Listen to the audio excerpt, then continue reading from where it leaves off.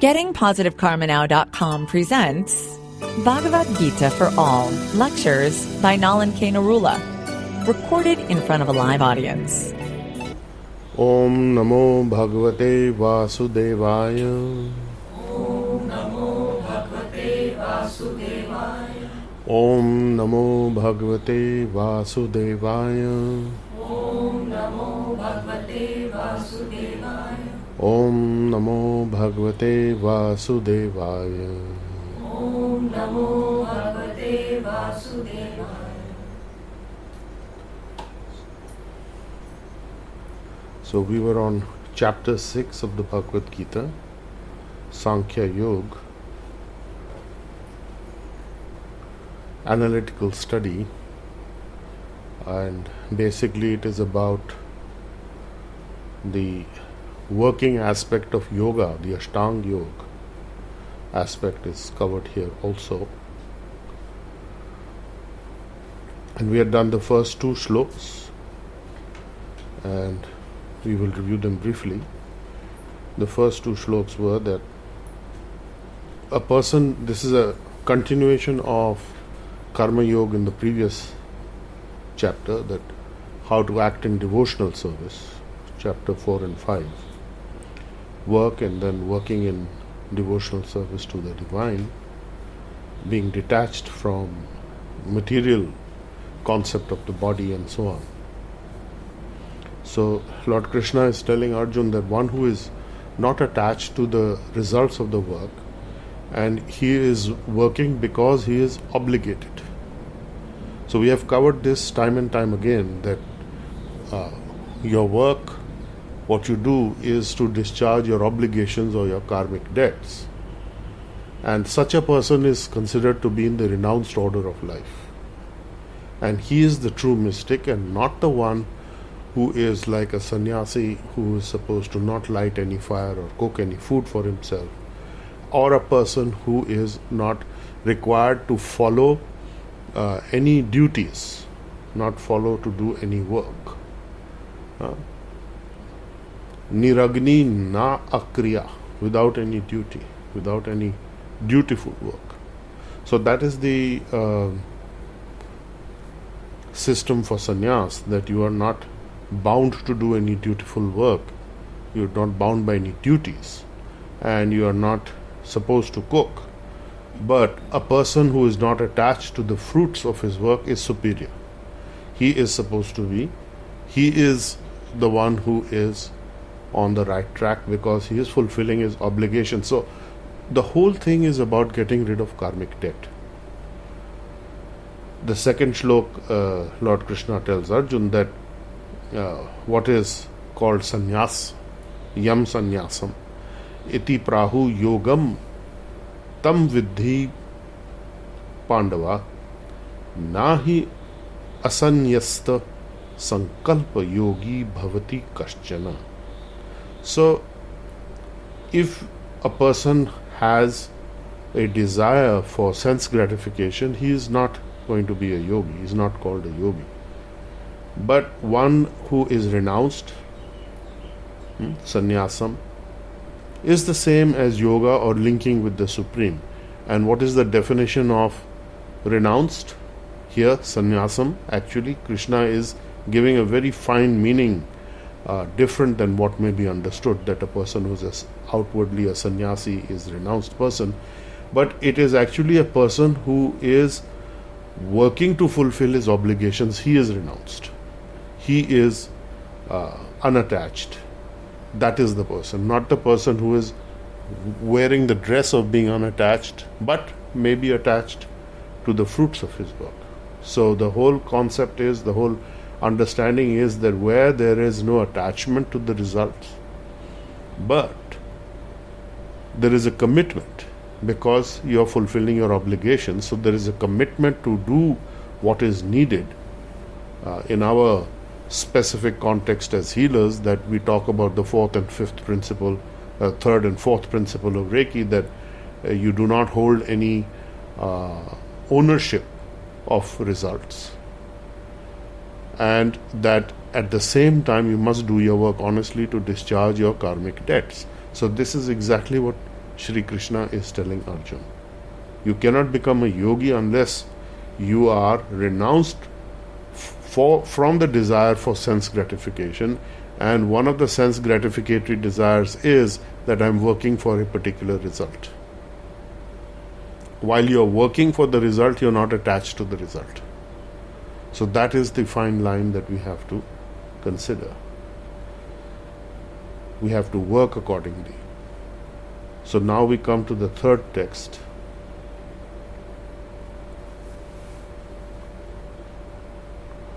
Aruruksha yoge muni.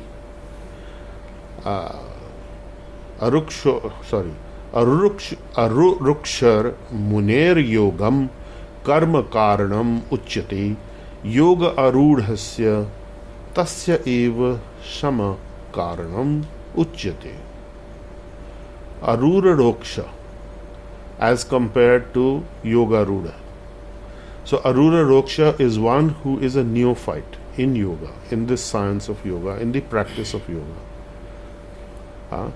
So for one who is a neophyte in this Ashtanga Yoga system, the eightfold yoga system, work is said to be the means.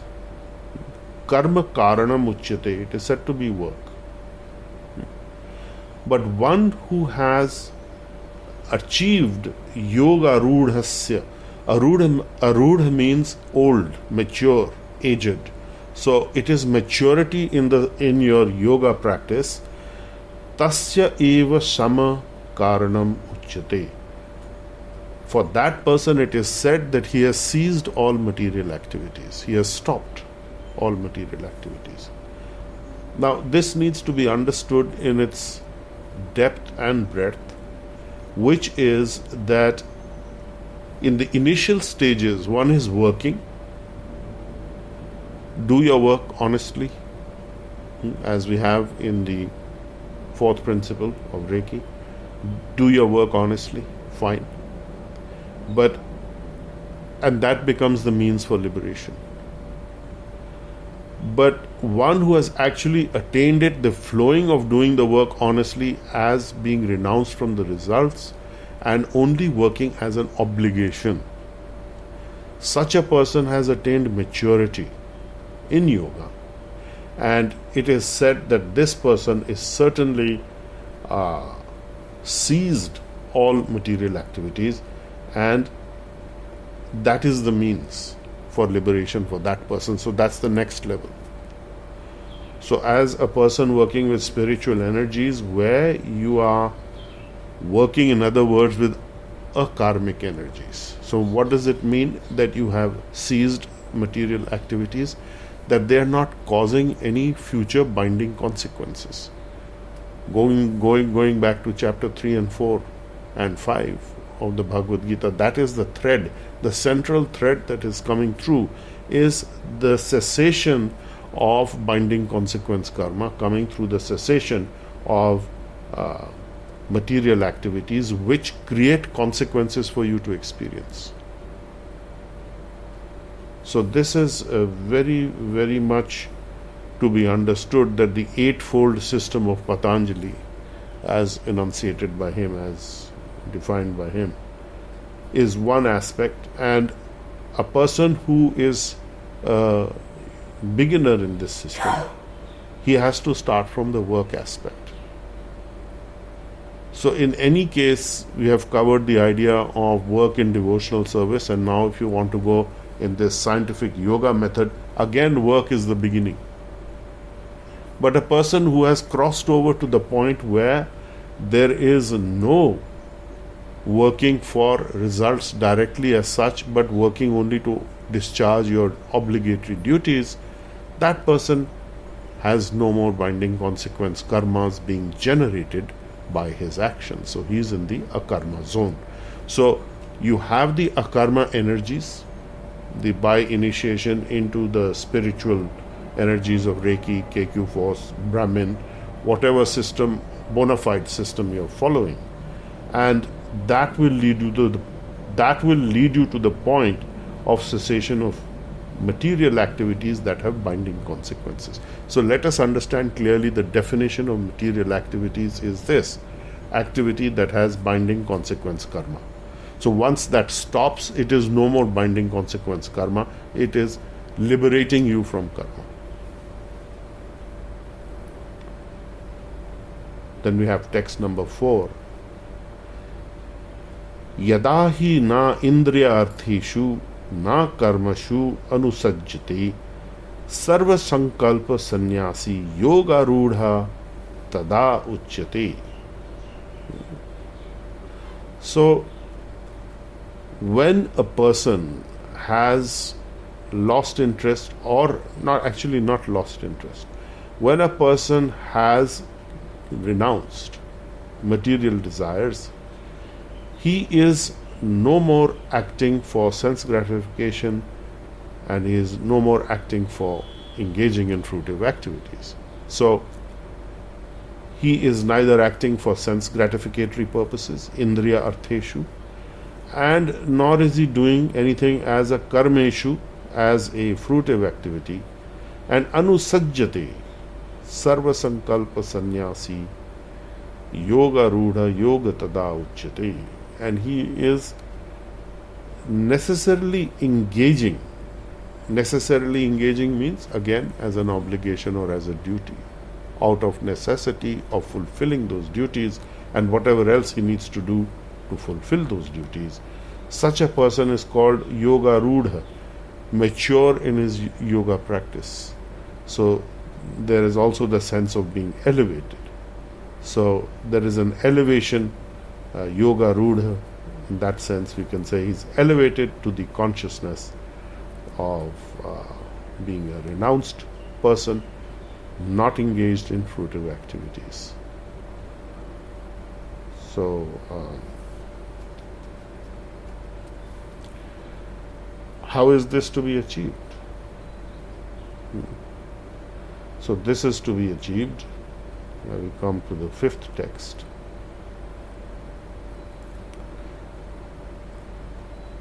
Udharet atmanam na atmanam avasadit atma eva hi atmana bandhu atma eva ripu atmana. So many times the word atma is used here, so we will have to understand what it means in each usage of that word. So the word atma can be used to refer to different aspects of the body, mind and soul. And in the yoga system, the aspect of the mind and the false ego or the conditioned aspect of the soul are central. And since we are talking about the Ashtanga Yoga system, we are talking about the yoga aspect. So principally the word Atma is referring to the mind here. So Udharet Atmana Atmanam. So one must elevate or raise one, Udhar, to raise, to free, to liberate, to elevate. Atmana by the mind, Atmanam, the conditioned soul. Na Atmanam avasadyet, the conditioned soul is never put into a degraded condition. Atma eva hi Atmana bandhu Atma eva ripu Atmana. The mind is the friend of the conditioned soul and his enemy as well. So this has been repeated number of times by Shri Krishna, and it is well known quotation referring to this aspect that the mind can be your friend as well as your enemy. So the whole point of yoga practice is to be able to control the mind. So this controlling of the mind, detaching it from the senses, is the aspect of the Ashtanga Yoga system, right? But when you are working with the healing energies, automatically you are getting detached. When you are in close contact directly with the energies of the Supreme, you are automatically getting purified because of your touch or your contact with the Divine. So that is happening in a very easy way, but the mind again can trouble you. So it is recommended that one should work on freeing the mind to make it the friend of the conditioned soul rather than the friend of the false ego. So the conditioned soul will gradually become unconditioned through the mind, or it can go deeper into conditioning. So this is something that we need to focus, because it is also the cause of your being attached, because the mind is prior to the senses, so it can control the senses, and if the senses are not controlled, then there is an outward flow of attachment, and that creates bondage. Then that creates the concept of the body, that I am the body, which actually I am not. So we had discussed this in a day before yesterday on Thursday, if you remember, that actually it is the fear, the mind is a fear, subject to fearfulness, and that is what creates problem. Then underlining this, as it were, is the next statement of Sri Krishna in text number 6. Bandhu atma atmana tasya yena atma eva atmana jit anatma sorry jita anatmana tu satrutve vartet atma eva satruvat.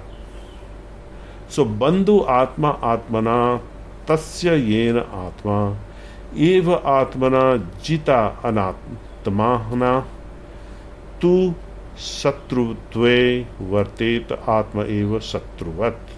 So Shatru is enemy. So for that person who has conquered the mind is Bandhu, friend, best of friend, of Atmana, of the living entity. But whom has failed, a person who has Anatmana, who has not controlled the mind, his mind is out of control, the very mind itself becomes the enemy. Shatrutve, the cause of enmity. Vartat remains Atma eva Shatruvat. So then it becomes the enemy. The uncontrolled mind is the enemy. So the purpose of practicing the Ashtanga Yoga system is to control the mind, and unless it is controlled, it's of no use. So if you are doing yoga exercises, if you are doing the postures, if you are doing the breathing, if you are doing so many other things that are related to the practice, external practice of yoga, but you are not focusing on the internal, you are a very disturbed person, it is only not much use. It doesn't achieve the objectives of yoga. Then you are doing it like an exercise. So that's all it becomes. So if you are still subject to feeling envious and angry and lustful and so on, anger, all these, if you're in illusion and delusion about things, then you're not following the real yoga practice. Then it is only a show business of yoga. Okay.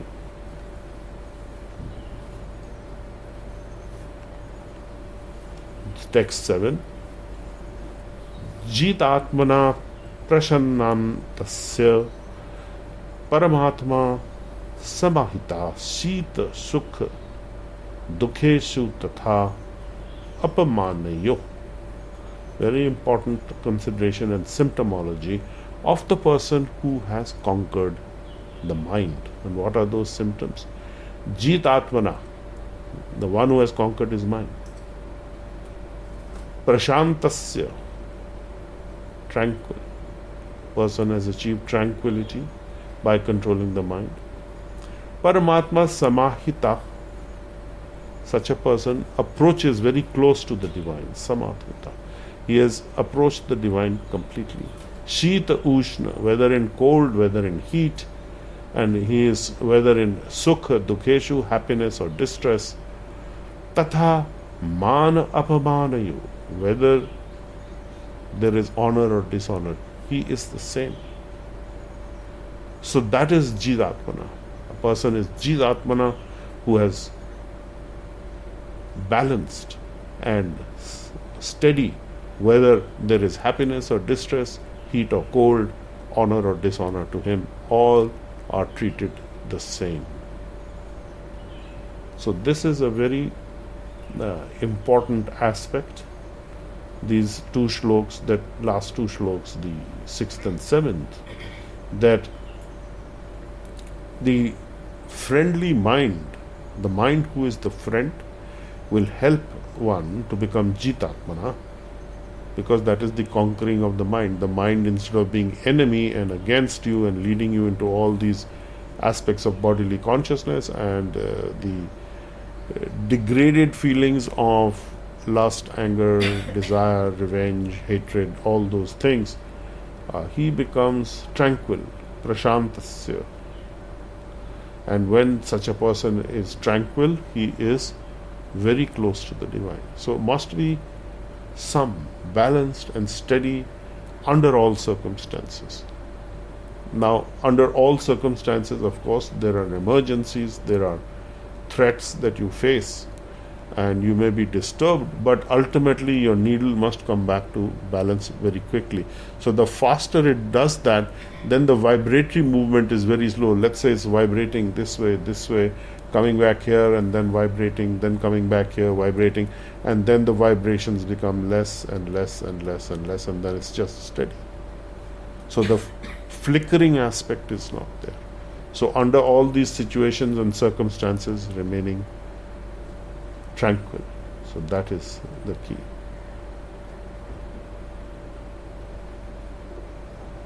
In the 8th text, Krishna says, Jnana Vijnana Tripta Atma Kuthastha Vijita Indriya Yukta Iti Uchyate Yogi Sam Loshtra Asma Kanchana. Jnana Vijnana. Jnana is knowledge that you learn, education, book knowledge, acquired knowledge, and Vijnana is realized knowledge. The practical realization of it, it can go up to the level of touching the truth by experience, seeing, that is realized knowledge.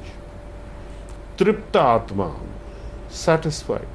A person is satisfied who is satisfied and kuthastha, spiritually situated. Vijita Indriya, controlled of the senses. Yukta, linked to the divine. Iti Uchyate Yogi Sama Loshtra Asma Kanchana. And he sees everything as the same, whether it be stones, pebbles, or gold.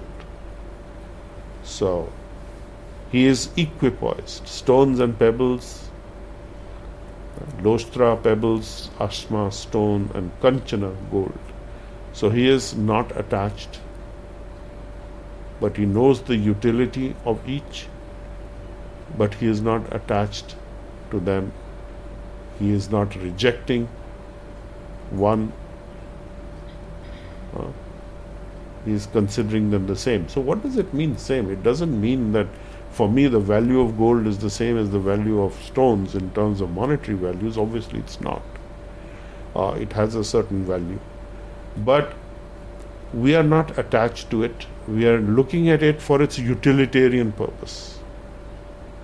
Earlier, Krishna had said the person who is working according to the utility of things. We had, let me find that text again, that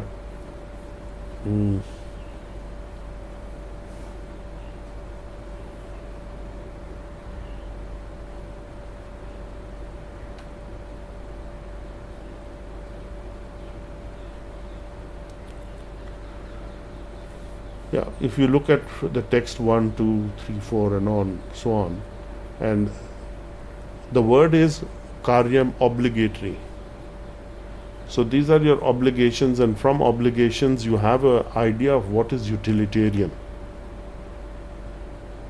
without being attached.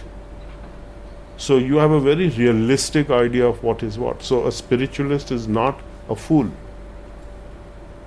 A wise spiritualist, one who is mature, yoga rudha, he is knowing the value of everything, and yet he is not attached. He is looking at them as the same. What is that same thing? It's not the same in value, it's the same in terms of utilitarian aspect, that these things are of utility for me to get from point A to point B. What is my spiritual goal and my objective? So this is very important.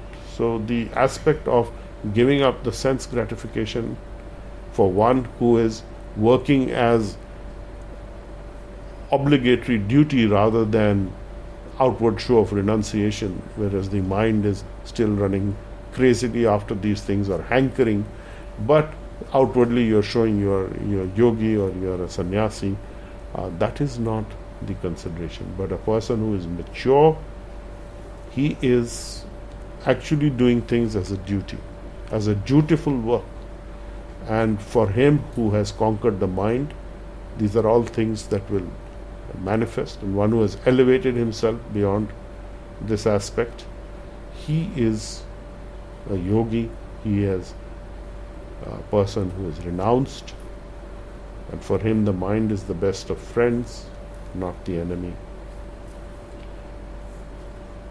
And to him things, material things, don't disturb his equilibrium. So the same means he is not disturbed. Certainly heat is different from cold, right? Honor is different from dishonor, but he remains constant. Under all circumstances remaining constant, true to the self. So a person established in self-realization, he is called a yogi, he is called a person who is established in self-realization.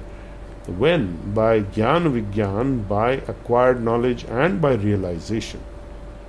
He has come to the point of being in a transcendental state, beyond the material zone. Transcendental means beyond the material state. That is the kuthastha. Kuthastha is above and beyond the material state, the spiritual state. He is seeing everything as the same. Same in the sense of being equipoised, not disturbed. Sama. Sama means in balance and in equal position of balance. Not that those things are comparable, but he is in balance in his response to these things. So that is the key point here.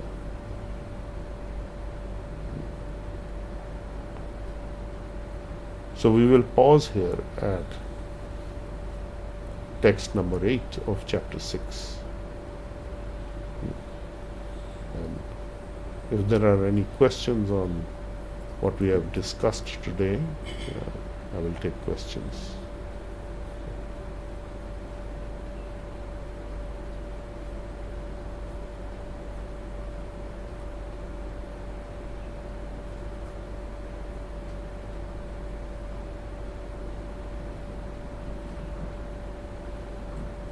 Some of these statements here are difficult to understand on the face of it, because the question comes up, how can I look at things as equal, whether there is hot or cold or honor, dishonor, and stones and gold. So the idea is not of those things being the same. It's like you are same in terms of your balance when you are faced with those things. So if you look at it, whether you are in a state of being honored or dishonored, you are the same in terms of your action and fulfillment of your obligatory duties. So ultimately it is coming down to that. And acquired knowledge, book knowledge, jnana has to be tempered with vigyan, the realization, the practical realization, which actually drives you, because Book knowledge doesn't drive you beyond a certain point. It is unless you realize that thing. It's like on Thursday we were talking about the realization of how you are not the body, and how this comes up usually for people at the time of leaving their body, when they actually come to the understanding that this body is not what they really are or who they are, and that they will continue beyond this body. And that's a realization that comes to them, because the physical circumstances have made them realize it.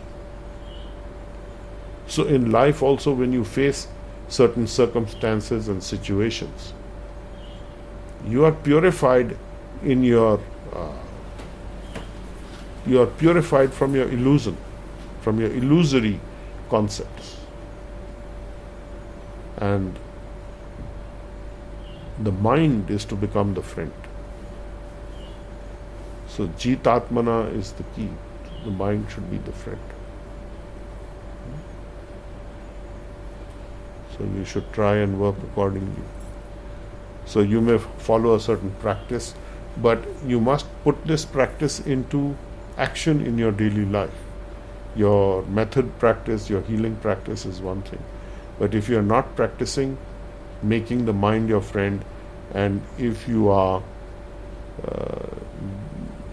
being driven by the mind to the aspects of anger, hatred, greed, lust, revenge, all those things, then you are not quite there yet. So a little more work is required.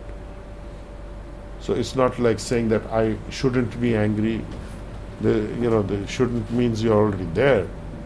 So the idea is, how are you going to make the mind your friend that doesn't react in such a way? So that is through your healing practice and through discharging your obligatory duties. So then the emotional context is gone. When you contextualize that I am doing this because I am fond of this person,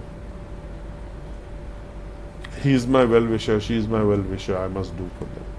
There is an emotional aspect. But if you elevate beyond that and say, okay, this is my duty regardless. This person may have misbehaved or badly behaved or somewhat badly behaved, but it is my duty, it is my obligation. Then you become very detached. So while you have a very pleasant and happy and pleased and pleasing life, your life becomes simpler day by day. You become more detached, not indifferent. Indifference is a different thing entirely. You become more detached, you become calm, you become balanced, and you take whatever action is needed without the emotional sway. So then your mind is free. Then your mind is your friend. So that's how you must live your life on a daily basis, making your mind your friend and getting guidance from the friendly mind, not from the unfriendly enemy mind. So mostly we are taking guidance from the enemy mind. This person did this to you, now you get back at him. So that is the enemy mind. So this is something to meditate on, the deeper aspects of this, and see how this works. This is a very, very important level of understanding, that beyond the physical activity of work and doing things, there is an internal activity.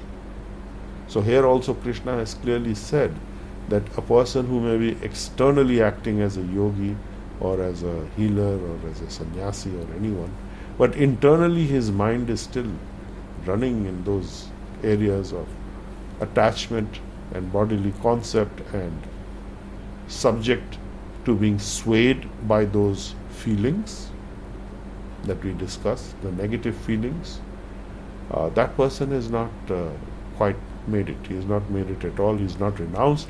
He is not that close to the divine.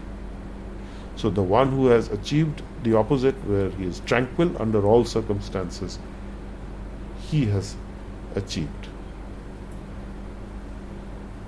So you must understand tranquil in its proper sense, that you are active to do your things and yet you are tranquil. Not that you are inactive and you say, okay, I don't react, I'm non-reactive, so I'm tranquil. No, you may as well be in a coma if you are non-reactive. Or you may have some other disorder. So you need to work with a freed mind, a friendly mind. That is the main thing. And freedom from fear is the first place to start. That comes from Gyan Vigyan. And it's interesting, as I was mentioning, we talked about this on Thursday. I've put an extract of that on Fearless Friday, rather late, but it's there now. And you can consult it to refresh your memory. Basically, the idea was, we were discussing that the stars don't create your destiny. The bottom line is that you create your destiny and the stars reflect it. That's all. So the external universe is a reflection of your inner condition. Right from the subtle to the most hardwired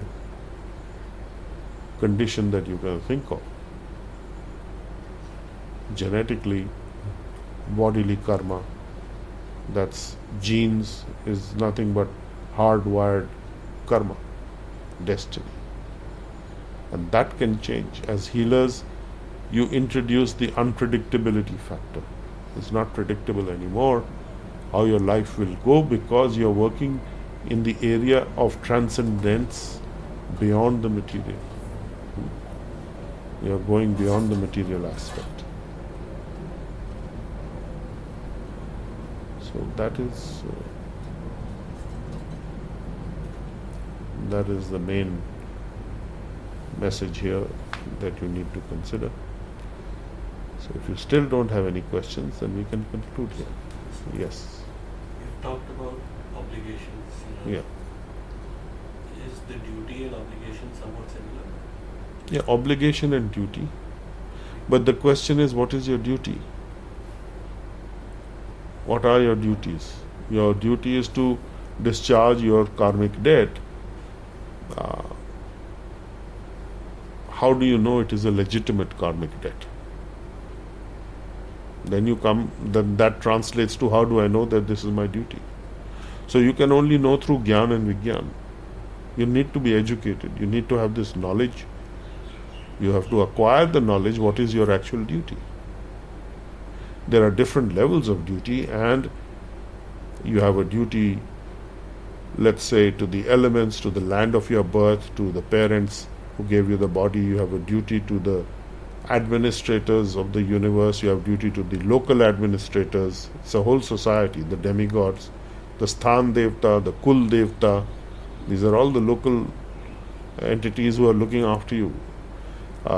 Then there are many other duties towards various people, duties towards the country, the nation, and then you have duty towards the divine. So the higher duty always trumps the lower one. But again, Krishna is warning us that, don't suddenly become renounced and jump and say, I'm a renounced person, I don't want to do these duties. So he has made it very, very clear that it's not the person who says he has no duty and who lights no fire and who has no duty that is one who is close to the divine. The one who is close to the divine is one who has renounced his connection or his desire for material fruitive result gains. So if internally you're still into that, I'm working for this fruit, I'm working for this gain, you're not that renounced. You need to look at it. So then the question is that the whole world is looking, if you don't go for the gains, you won't get ahead. Well, how much ahead do you want to get? Ahead of whom? You're ahead of so many people, and so many people are ahead of you. So where are you? There's always somebody is going to be ahead of you. Correct?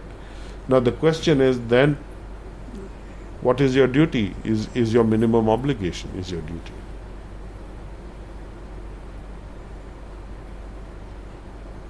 And if you are going to create some maximum obligations, that's not your duty necessarily, but you have created it. Your immediate duty is to your family and to the community, to the area that you live, and so on. And then there are spiritual duties that arise out of your spiritual action. Then your duties to the spiritual master, to the community, to the other healers, to the God brothers and God sisters, so to speak, and then to society at large. All those are duties also.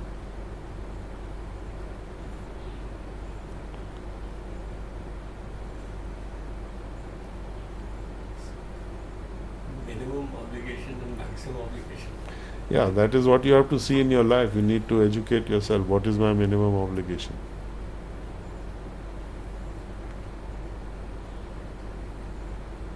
What is my most reasonable obligation? Dealing with people, we can work with the understanding that, if you are willing to do X amount of activity for them, it always ends up being a matter of negotiation. So then, keeping that in mind, then you negotiate. This is what I can do, this is what you can do, this is what I'm comfortable with, this is what you're comfortable with. Somewhere we meet, and this is what I'm able to do. I'm not able to do anything more. And if you want to test it, if one person is not happy with that, okay, go to the next level of testing it, and then let somebody decide other than us. Let's get a family member who is senior, whose judgment we value.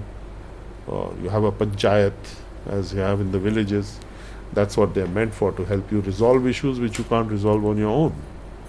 And you have panchayat means 5 people. Odd number is always required as a tiebreaker. So there's an old tradition that you have 5 people sit, you get different viewpoints, and then you come to some judgment or assessment, like that. Whose question? Yes. What is that? Some Gautam said how to identify whether advice is from friendly or enemy state of mind, especially when this analysis is done by mind itself. Well, it's very simple. If it is going into the area of revenge, if it's going into the area of hatred, it is going in the area of getting back, it's the enemy mind. The symptoms are telling you. Krishna clearly says that when you're working in that area, it's the enemy mind. Because that enemy mind will degrade you. It degrades the conditioned soul. It brings it down. So you have to work with what elevates the soul, the conditioned soul. That Atmana aspect which is conditioned. The soul is free, but it is conditioned. And if it is degrading it further, then it is going lower and lower into a lower consciousness. And that lower consciousness will then bring you to your next bodily position. So that's how you descend. There's a process of evolution rising upwards, and there's a devolution going downwards to animal form. So you have to see, because this ability is not available in the animal kingdom. This discriminatory aspect is not available. So you have to be discriminating, of a discriminating mind and sensibility.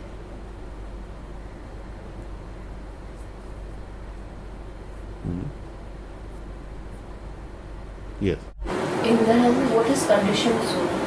Conditioned soul is the false ego aspect which is controlling your soul, where you think you are the body and the expansions of the body is what you are, which means name, fame, honor, dishonor, hot, cold, success, lack of success, all those things. And Priya has, so if there is a tendency to get angry and irritated with someone on a regular basis, would the healing be sent to yours? Oneself over here. If I find this important issue that keeps coming up for me, I have started sending healing to the affirmation that my anger is healed. Is that the correct approach, or need I look at it differently? Okay, let me give you a disruptive statement here. When you send healing that this should get okay, you're not taking responsibility. You're saying it's healing's responsibility. So that's the first fault.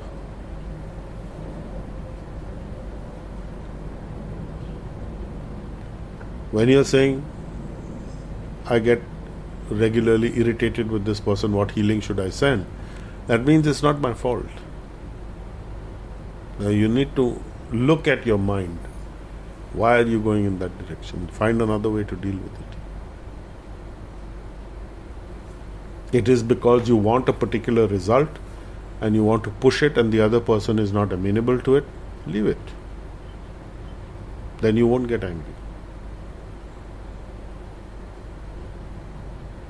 Otherwise you get violent. It has to be done. Well, you don't want to do it, what can I do? It's not possible, what can I do? You don't understand. Disciplining you in a particular way, you do the disciplining, but why do you get angry? You don't have to. Yes, there will be times when even the controlled mind will become uncontrolled, but as I said, the wavering is happening left to right, upward, downward, and gradually it becomes less and less, and then it becomes still. So flickering aspect is removed, so the maximum flickering will go away. So the healing, there's no healing to be sent for that really. I don't want you to, if after all these years we're still having these problems. Healing is not the cure here. The cure is your own mind. Now you have sufficient amount of healing to be able to cure your mind. There is an immense strength in being able to cure your mind by this understanding that I will not be swayed into action by those kind of considerations of attachment. So whether you are attached to the fruitive result of, let's say, your child not performing well in a particular aspect, which is probably what you are referring to in this question.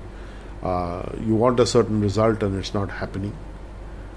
You're not responsible for it, because the person who is doing it has not understood or is not capable or is not wanting to do. Then your question is that if they don't do so well in their studies, then what will happen? What will happen? They will face it. You will help them to face it. That's their life. So there's nothing more you can do. So each child has to be educated to this gradually, as after the age of 8, 9, 10, 11. They need to be educated because at an early age, in their teens, children have no idea about consequences. Children do not understand consequences and action actually. So this is why it's very, very important at a young age to give them this knowledge. That actions have consequences, and when you are training them that actions don't have consequences and mom and dad will take care of it, you are asking for big trouble.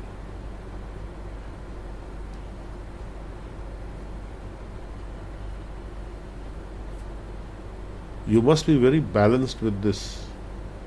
You cannot be harsh. You cannot be violent. It doesn't work out. It's very, very counterproductive, because ultimately that same thing is going to come back to you with interest. So better to fix it today.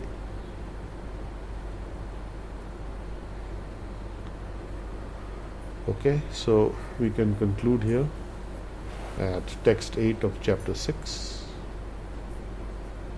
of the Bhagavad Gita.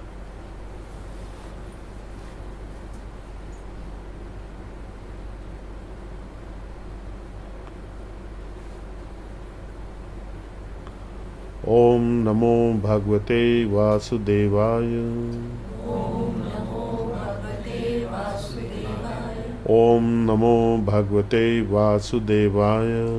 Om Namo Bhagavate Vasudevaya. Om Namo Bhagavate Vasudevaya. Om Namo Bhagavate Vasudevaya. Okay, thank you all for coming. Thank the people on the web for being with us. See you next week. Bye bye. You've been listening to Nalan Kainarula on GettingPositiveKarmaNow.com.